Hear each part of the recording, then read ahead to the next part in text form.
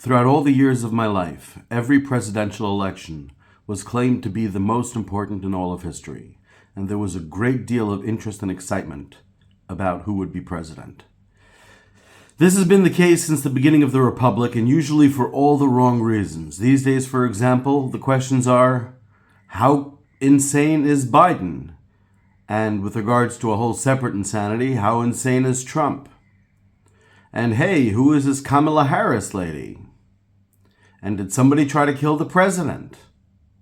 All these human factors contribute because there is as little reason as possible to care who the president is if you don't get excited about these things.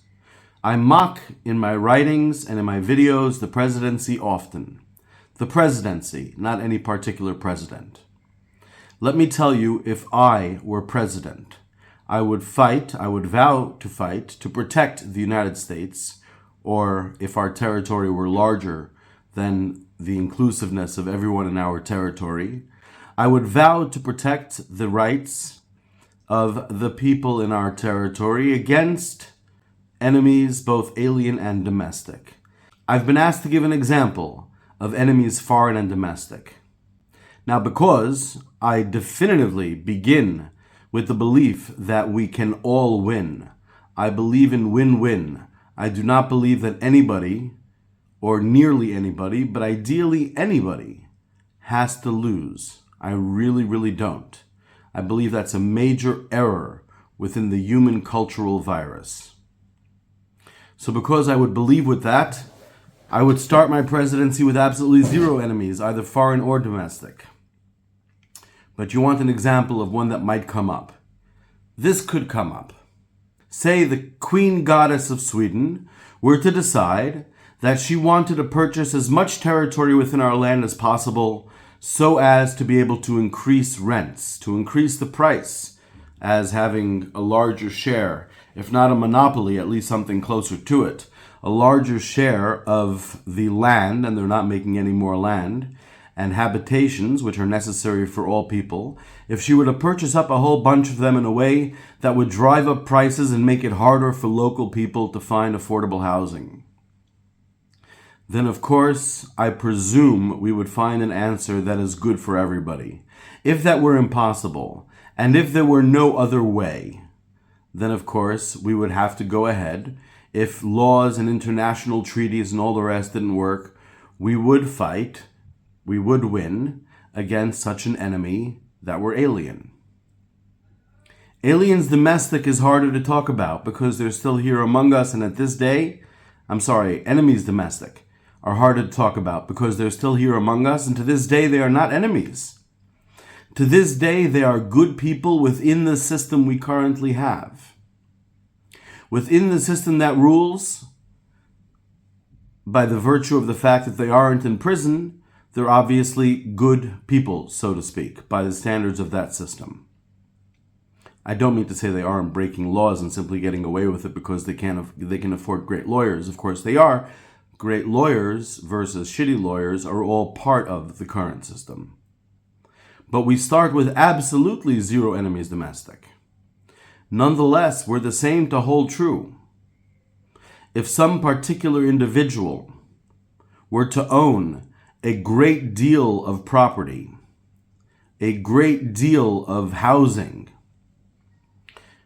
perhaps a certain number over a certain price, a larger number over a smaller price, smaller housings, the details would have to be worked out, and of course they'd be changed over time. We're aiming towards a non-communistic equality, one where everyone is free to be their absolute selves, or where we don't have some people living their entire lives from birth to death as gods, and others living their entire lives from birth to death as slaves. So there'll have to be some movement along the way. But as a starting thing, for there to be people who own tens of thousands of poor housing, and therefore are able to get away with supplying poor conditions and also raising high prices for this housing, that would be unacceptable. Just because no person can build his or her own house in the modern world because it's too complex, doesn't mean that the ancient belief that each in person can build his or her own house and have their own castle does not still apply. It does still apply.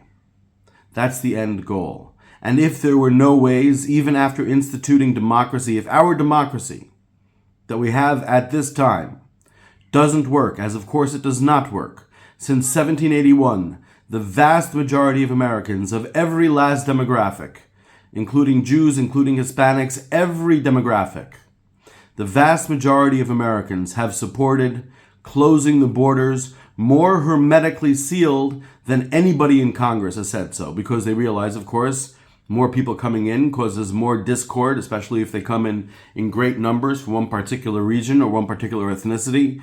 In addition, it causes a competition for work. It causes prices to go up. All of the very obvious things. This isn't common just in the United States. Here in Egypt, a close friend of mine here in Egypt is going to have to move out of his home with the 2 children because a refugee from Sudan, because of course the entire world is filled with what we call today refugees, a refugee from Sudan is willing to pay 2,000 pounds. Let's just say it's a guinea, 2,000 Egyptian pounds more a month. That's the equivalent of about $50 more a month, and he can't afford it. So he has to go now from Sharm el-Sheikh to Alexandria, approximately 10 hours over multiple buses, in order to find a new place, a cheaper place, a smaller place. Now, of course, the problem isn't this Sudanese guy. The issue is if you're going to let in more people, obviously there's going to be greater competition and prices will go up for the people within this supposed unity. For the people within the supposed all for one, one for all, we're all part of this country together. We all have the same beliefs. Of course, over time, we're going to be instituting direct democracy, voting on laws, having far fewer laws. There'll be common sense forms, but voting on specific laws instead of representative democracy that allows us to choose this or that treacherous lawyer. Remember, lawyers are people who studied for nearly a decade in order to hang up a shingle saying, "We'll lie for you for money." And these are the people who make up our rulers today. And our fights are between this one or that one. They're all terrible. They don't have to be lawyers. There's no sane person in the world who would think that Donald Trump's practices over the course of his life consider anything remotely moral or caring about other people. You have to be way down some unfortunate rabbit hole in order to come to that conclusion. You had to have twisted your logic well beyond repair. Really. You need to go to a doctor to get that untwisted. So, as we institute direct democracy, this will solve itself.